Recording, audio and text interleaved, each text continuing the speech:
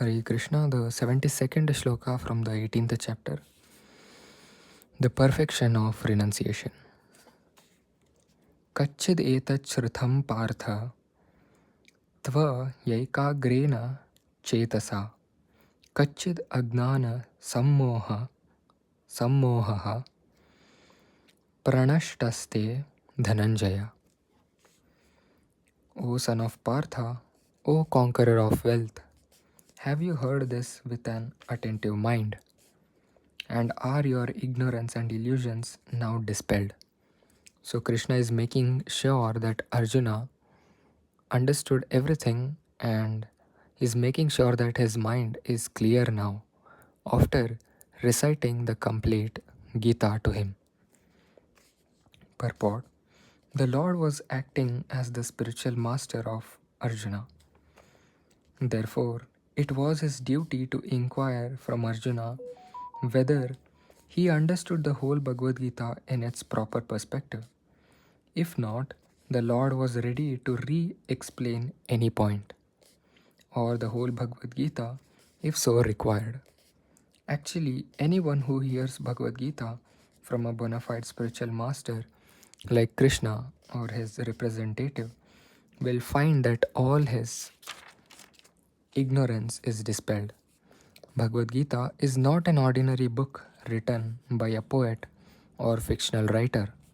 It is spoken by the Supreme Personality of Godhead. Any person fortunate enough to hear these teachings from Krishna or from his bona fide spiritual representative is sure to become a liberated person and get out of the darkness of ignorance. So let's see what Arjuna replies back. Arjuna uvacha nashto mohaha smritir labdha tvat prasadan amuchyate tvat prasadan mayachyuta sthitosmi gata sandehah karishye vachanam tava. Sorry, I mispronounced some of the words. Arjuna said, my dear Krishna, O infallible one, my illusion is now gone. I have regained my memory by your mercy. I am now firm and free from doubt, and I am prepared to act according to your instructions. Purport: the constitutional position of a living entity represented by Arjuna is that he has to act according to the order of the Supreme Lord. He is meant for self-discipline. Sri Chaitanya Mahaprabhu says that the actual position of the living entity is that of eternal servant of the Supreme Lord. Forgetting this principle, the living entity becomes conditioned by material nature.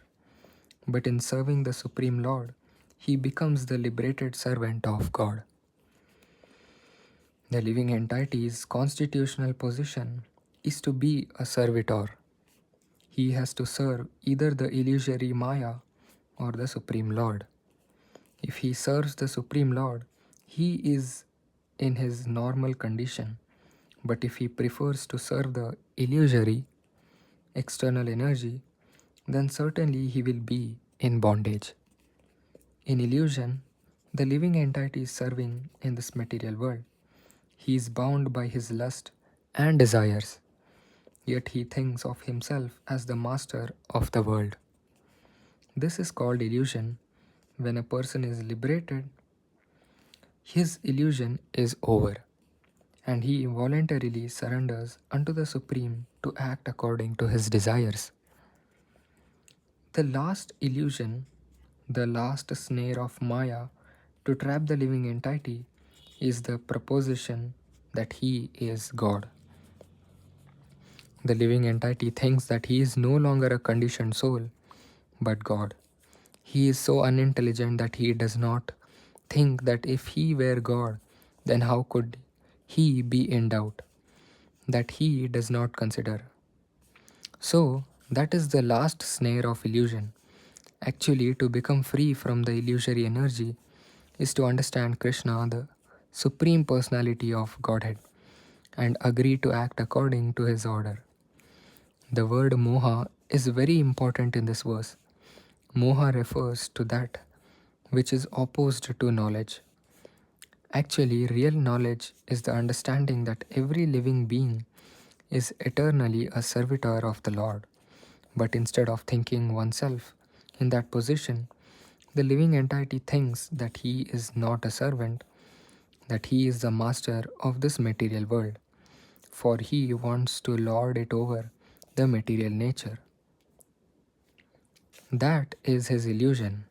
This illusion can be overcome by the mercy of the Lord or by the mercy of a pure devotee. When that illusion is over, one agrees to act in Krishna consciousness.